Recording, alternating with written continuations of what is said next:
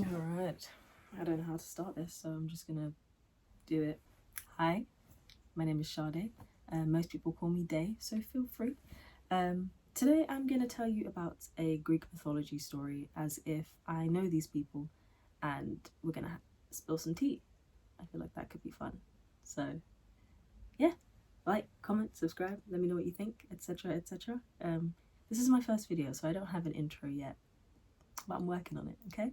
Today's story is the story of Heracles, not Hercules. We'll get into that though. Heracles and his 12 labours. Okay? Cool? Okay. Before we get into it though, there are some trigger warnings because I'm not going to just lead you in blind, okay? So the trigger warnings for today's video are sexual assault, animal deaths, and incest because Greek mythology. Yeah. That one's not too heavy in this bit though. It just one little section. So yeah, if those things aren't doing it for you, thank you for picking the video, but maybe a different one. So our story begins with two mortals, okay? Their names are Alcmene and Amphitryon, okay? It's their wedding day. The festivities were great. People were loving it. Food, bomb, everything was great, right? They get home after their wedding and you know how weddings go. They need to consummate the marriage. But Alcmene says, I'm not busting it open until you avenge the death of my brothers, okay? He's already got a list of things that he needs to do. Revenge being the first one. So Alcmene's brothers were murdered by pirates, specifically the Typhon pirates. He's just got married. He hasn't even had the chance to get some, but he's off to the Typhon Islands to go and fight some people, right? Cool. It's the day before he's supposed to get back. And Amphitryon walks into the house. He says, baby, I'm back. I killed all the pirates, avenged your brothers, let's get it on, okay? She's so excited to see him.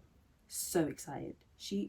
Hey, I don't want YouTube to take this video down, but they get into it, if you know what I mean. They really, they consummate the marriage if you catch what I'm throwing at you.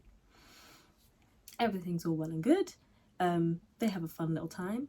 And then the next day, Amphitryon comes back from the Typhon Islands and he walks into the house and goes, baby, did what you asked me to do, killed the pirates. She's like, yeah, I know. He's confused. She's confused. Everybody's confused. She says to him, yeah, babe, we did this. We did it last night, had a real good time. You was, great job, 10 out of 10, best you've ever done it. He's like, I got back today. So what's going on? Obviously, he comes to the completely natural conclusion that his wife is a cheating whore. And she's like, whoa, hold on. I will take you to a seer, right? So a seer, also known as a mantis at the time, are basically like just these beings that they see everything. So if you go to a seer and say, okay, what happened Thursday at 4 p.m. when I was supposed to be here, what happened? They can tell you, right? So this seer's name was Tiresias. I feel like I might be pronouncing things wrong, but the seer's name was Tiresias or Tiresias. I don't know. I'm also British, so that really messes things up. But anyway, the seer says, I understand what's happened here, okay? No, you did not have sex with your wife, but no, your wife did not cheat on you. You see, where her happened was Zeus. Yeah, big dog Zeus. Come on, you know who Zeus is. King of Olympus. He's the god of the sky, thunder. He's the god of law and order, which is crazy. Yeah, so Zeus saw Alcmene and said, want a piece of that. Transformed his full body into her husband and went into the house, and they did it, I mean, I don't know about the whole body, you know what I mean? Like, was he giving, you know what I mean? Sorry. So they basically go to the seer, they explain it was Zeus. Obviously, what are you going to do when Zeus fucks your wife? There's nothing you can do. So they consummate their marriage as usual and they live happily ever after. Psych, she's pregnant. Yep. She is with child. Can you imagine, right? She actually gets pregnant with twins, which is crazy. One of the babies is Zeus's and the other baby is Amphitryon's, which is crazy because like one of the babies is a demigod and the other baby is just a mortal human. You know what I mean? Hi, I'm editing.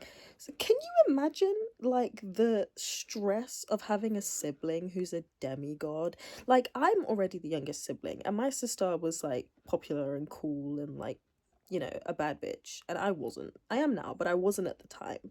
So, imagine following in the footsteps of your sibling who can wrangle sharks and, harness lightning. I don't know if Heracles could do any of that stuff, but just the demigod of it all. You know what I mean? Like Percy Jackson kind of vibes. Imagine that's your sibling, not just a sibling, but a twin. Crazy. Now, everyone seems to be forgetting at this point that Zeus is married. Okay, remember Hera, his wife? He has a wife called Hera. She's also his sister.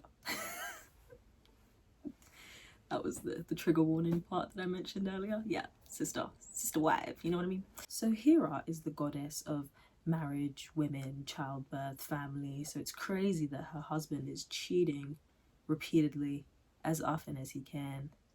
Hera's not happy. She goes to the goddess Eilithia, who's basically like the goddess of midwifery, and she's like, I basically don't want this to happen.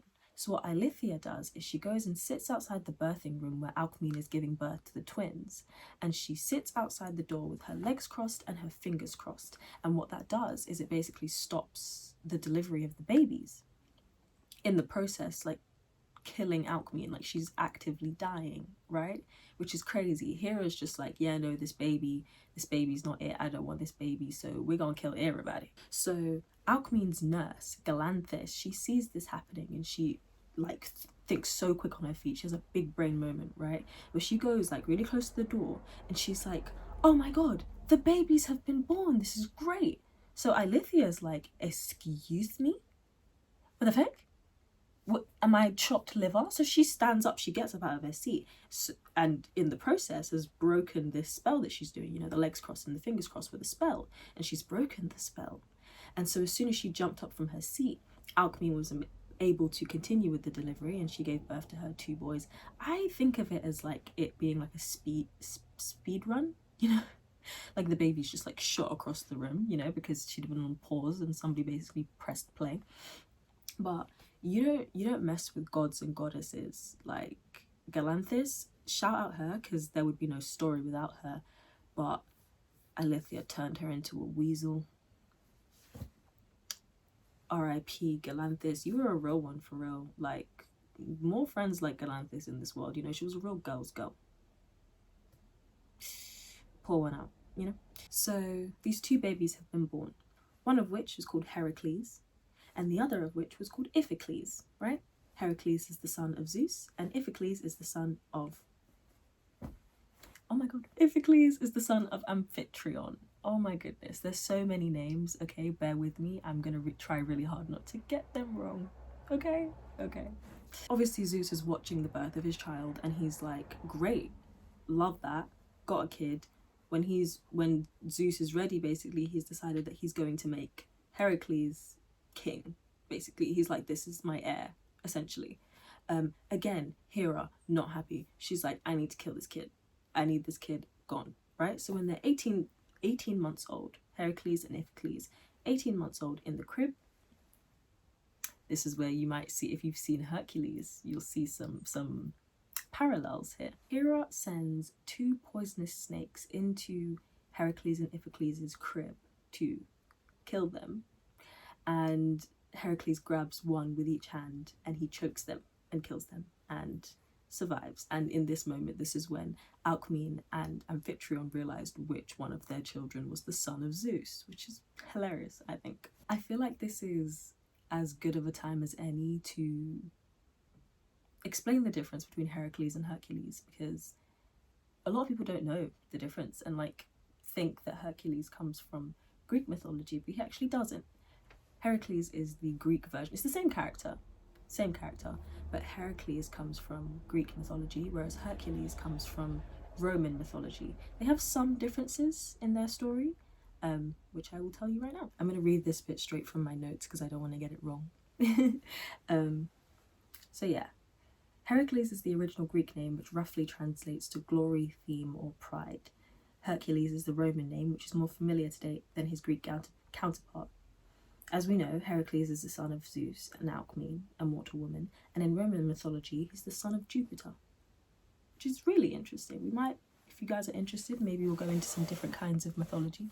You know, I love Greek, but I also love all types, Egyptian, Roman, like it's all very interesting to me. I love a lot of stuff, but as of right now, we're doing Greek mythology, okay? So in the film, Hercules, he grows up and he's this like really strong guy, and he's clumsy, right? So he ends up getting sent away after he goes into the market and then ends up being really clumsy, like I think playing frisbee, and like knocks down a whole building, like a whole coliseum, and he gets sent away. And I think that that's like the cute Disney version of the actual story.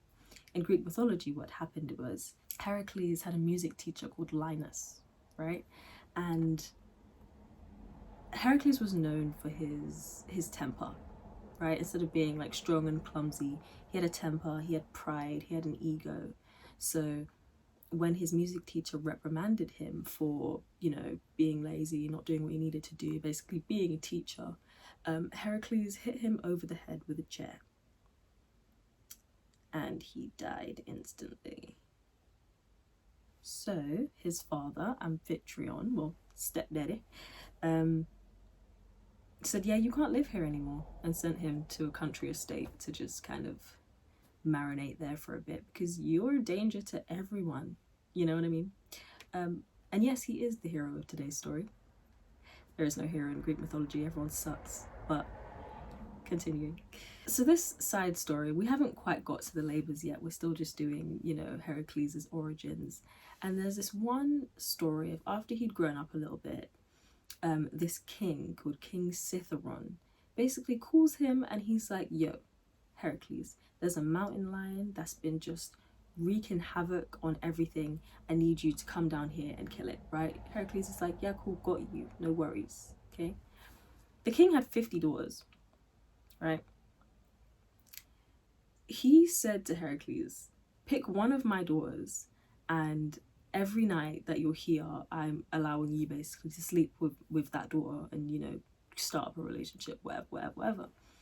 So Heracles was there for 50 days, and every day he would go out and he would try and fight this mountain lion. He'd be hunting it down, and then at night he'd come back, he'd sleep with the daughter, and then he'd go to bed and he'd do it again the next day.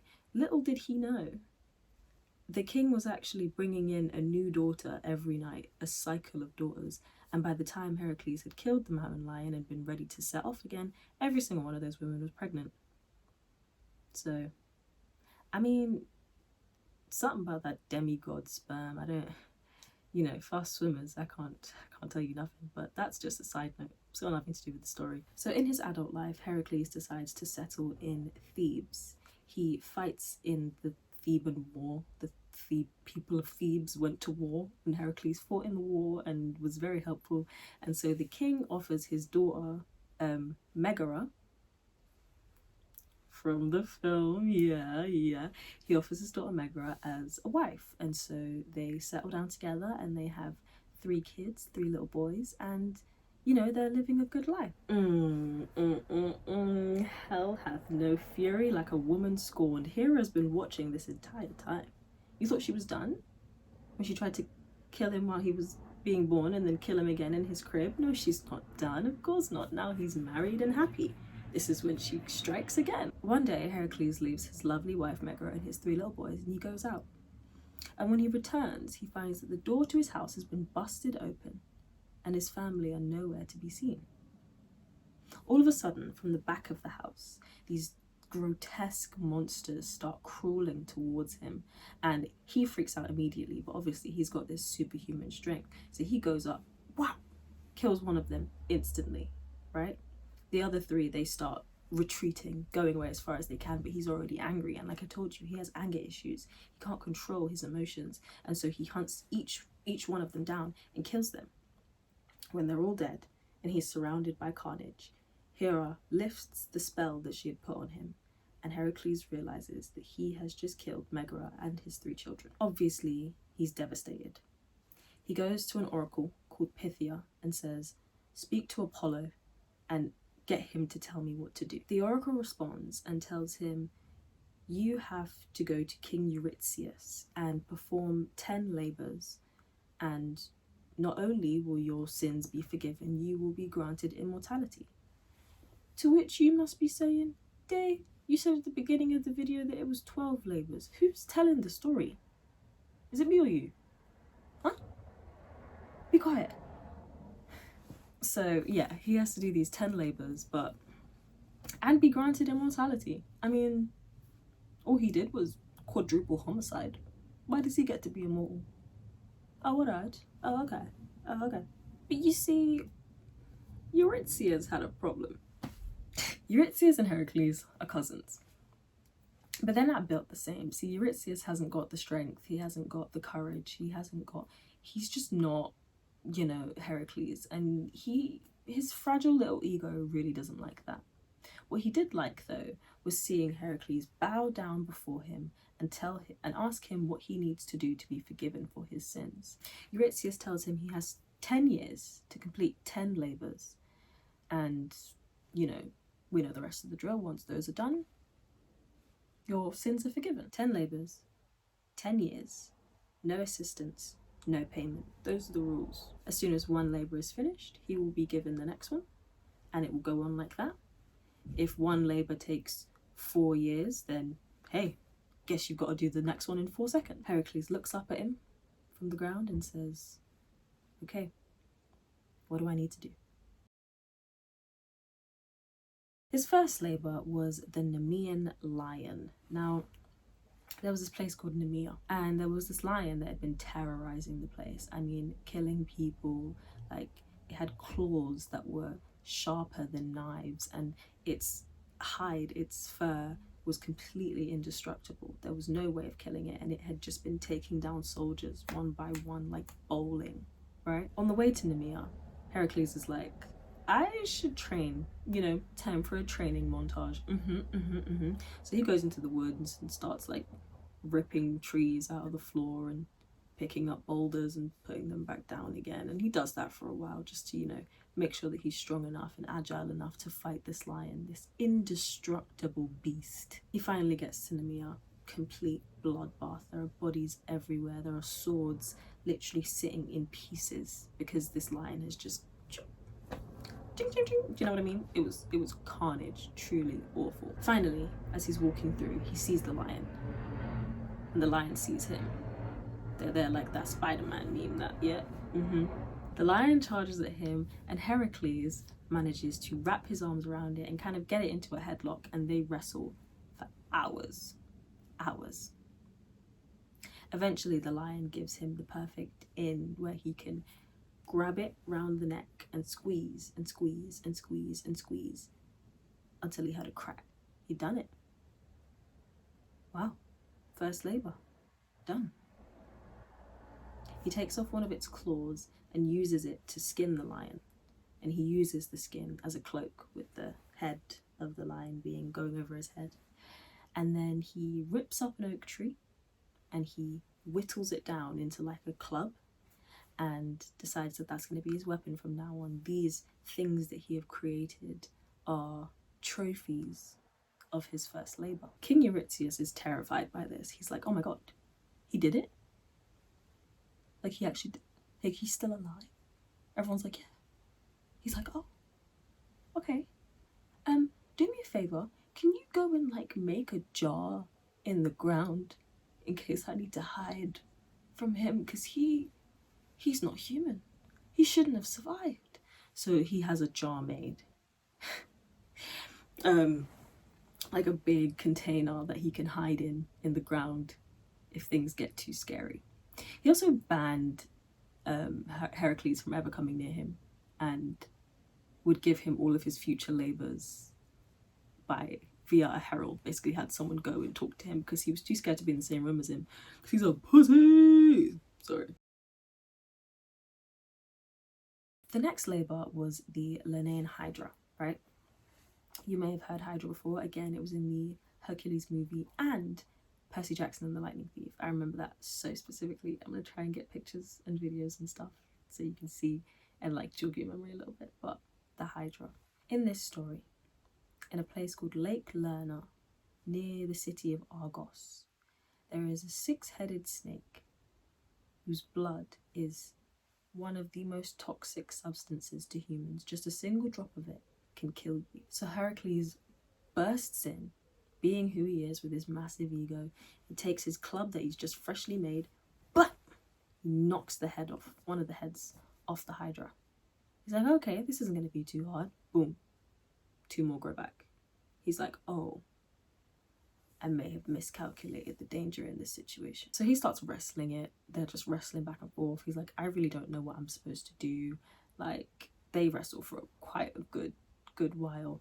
And then, guess who was watching? Ready to stir shit up?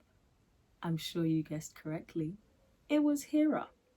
So Hera had already planned this out. She knew where he was going. And so what she did was she put this giant crab in the lake and just told him, you sit there and wait there. And, you know, when I'm ready for you, I'll tell you what you need to do. So the crab was just sitting there. So we've now gotten to the point where Heracles is fighting with the Hydra, really tussling. And Hera's like, okay, cool, go and sit on him. So the crab gets out of the water, pins Heracles down, and now both of these beasts are trying to kill him. Out of nowhere, an arrow shoots through the air and hits the crab, and it gives Heracles enough time to grab his spear and smash it into pieces. He looks over his shoulder and realizes that his nephew, Iolaus, me and these pronunciations, his nephew Iolaus had wanted to help his uncle, and so had followed him here and found the perfect opportunity to save his life. And so, to kill the Hydra, they went one by one through all of the heads, with Heracles cutting it off, and then Iolaus cauterizing the wound with a flaming torch. And so by the end, no more heads could grow back. It was a success, but King Eurystheus and his bitch ass, he said, well, I told you, what were the rules of your labours? Huh? 10 labours, 10 years, no assistance, no payment. You broke one of the rules. And therefore, I will be adding 1 more labour to the end of the list. That now makes it 11 labours in 10 years. I think you see where this is going. I think you do. I hope you do. Before they leave, Heracles takes all of the arrows and dips them in the blood of the Hydra. Remind you, this is a very toxic substance, but he didn't know if it might be able to help him in the future, so he did it anyway. And so now he has an extremely deadly weapon without the need for any brute force or even to be in close proximity to your target. Another little side note that I think some of you might like. In order to thank the crab for his service, right, Hera, she took it and brought it up to the heavens and used it to create the constellation of Cancer. Shout out to all my Cancers out there. I am not one, but that one was just for you. Labour number 3 was the Ceryneian Hind. This one was pretty quick. The Ceryneian Hind was basically like a fancy horse. It had like these bronze hooves and like golden antlers, and it was one of the most gorgeous things ever. And basically King Eurystheus was like, I want that. Can I pet that dog? I want that. It's not a dog, it's a stag, but he wants it. So that's the 3rd labour. Heracles gets there and the thing just takes off. Like Usain Bolt after 6 lines of coke, it just starts running, right? It takes Heracles a year to catch it. A year. Remember, he's got to do 11 labours in 10 years. And just catching this one thing took him a year. But he did it. He brought it back to King Eurystheus.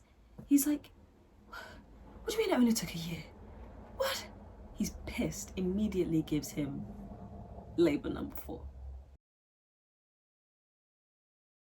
Heracles' 4th labour was the Erymanthian boar, right? So it's basically like this wild pig.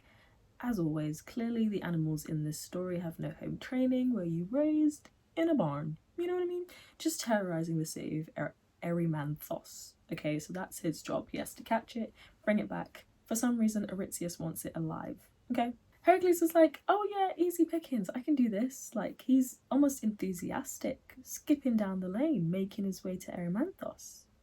In the meantime, he gets to the village of centaurs, right? Centaurs are half human, half horse characters. You may have seen them in different, like, sci-fi fantasy media. And he meets up with his childhood friend, Pholus, right? Pholus is like, yo, Heracles, what's up? Oh my god, they're so excited. And Pholus is like, I'm gonna plan a dinner. Like, let's have a dinner. All the centaurs are gonna join. We're gonna have a great time, okay? So he gathers up, not all of them, but like a lot of them, and they're having a good time. And he meets up with his old archery teacher, Chiron. So he is immortal. He's immortal, he's very intelligent. And one thing about the centaurs is that they are half human, but they are more on the animalistic side. Like, they do have emotions, and they can sort of share in the sort of same human connections that you know, humans can, but they are still quite animalistic at the same time. They have a very strong sense of smell in the way that animals do. So anyway, they're having a good time. He's catching up with Chiron and Pholus and explaining what's going on and talking about life and yada yada yada, right? The festivities are going on, everyone's having a good time, and Heracles, being his little no home training self, wants to itch up and take a bottle of wine. He sees a bottle of wine. He's like, ooh, don't mind if I do. Did he ask? No, because he's a white man. Yeah. So he opens this bottle of wine, he takes a swig, and all of the centaurs in the near area, they smell it immediately. Everything goes silent. You could hear a pin drop. Little did Heracles know that this wine had been gifted to the centaurs by the god Dionysus. Dionysus is the god of winemaking, festivities, and fruit, but also, interestingly, is also the god of insanity and ritual madness, which is very interesting for how the rest of this story goes. The centaurs immediately get extremely angry. This had been gifted to them generations ago, and it had not been touched because it was a gift from a god. They all get filled with homicidal rage, and because they all have such a strong sense of smell, even the centaurs that weren't at the party from miles away at this village have all been able to smell this wine, and they're coming towards Heracles in droves, trying to kill him. Now, Chiron and Pholus are trying to get them to calm down, to see things from their side, to basically say, he didn't know, we have to be able to explain it to him, but they want blood, okay? So they're all coming at him, and they are attacking him, and so he's fighting them off the best that he can. He is stronger than them. He is stronger than probably 3 of them put together, but there's hundreds of them. And when he realizes that he's outnumbered, he grabs the arrows dipped in Hydra blood and starts shooting them.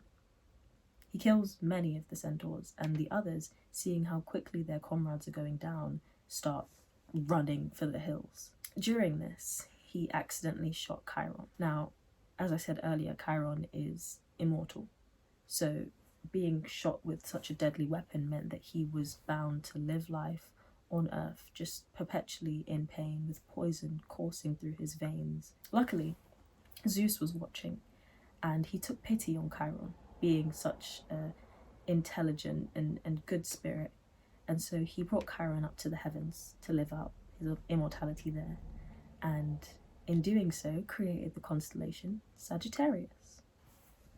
Thank you. Have I found my people? Are there Sagittarians in the building? What's up? What's up? Ah. In the meantime, Pholus is confused. He's like, how could these tiny little arrows have killed so many of my people? He picks one up so he can inspect it further, but he had slippery fingers, and the arrow fell, landing on his hoof, killing him instantly. Heracles is looking around and seeing not only 2 of his oldest friends now dead, but the absolute carnage that he's caused around him, and filled with shame and regret, he continues on to Erymanthos to find the wild boar. He finds it very quickly and is able to capture it and bring it back to Eurystheus. But being that it is a wild boar, and Eurystheus is a little bitch. He runs to his jar. He's like, I'm not leaving until Heracles gets it out. I can't do this. So Heracles laughs at him and then gets rid of it. However, one of the centaurs, called Nessus, watched the entire massacre occur. And he ran deep into the mountains to plan his revenge. More on Nessus towards the end of the story. Labour number 5 was to clean the Augean stables.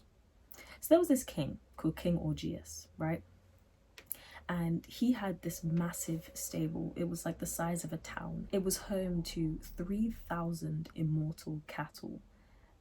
And I mean, no one had ever cleaned this stable in the 30 years that it had been there. There was crap piled to the ceiling and no one could even get close enough to clean it because the smell was so disgusting. So Eurystheus tells Heracles, you have to clean the stables using only your hands, no assistance. The king says to Heracles, if you can do this by nightfall, I will give you 1/10 of the herd. That's 300 immortal cows, for those of you who aren't great at maths.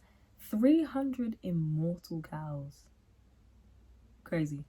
But I mean, he was gonna have to do it anyway because it's one of his labours, but the king promised him that, you know. So Heracles makes his way to the stable, takes one look at it and goes, nope, not doing that. But he has to. So he looks around and sees what he could possibly use to help him do this labour, you know, without assistance. He can't ask anybody else for help. And in the distance, he sees 2 rivers that kind of converge, and he starts to form a plan. Knowing that he can only use his hands, he digs a canal using only his bare hands.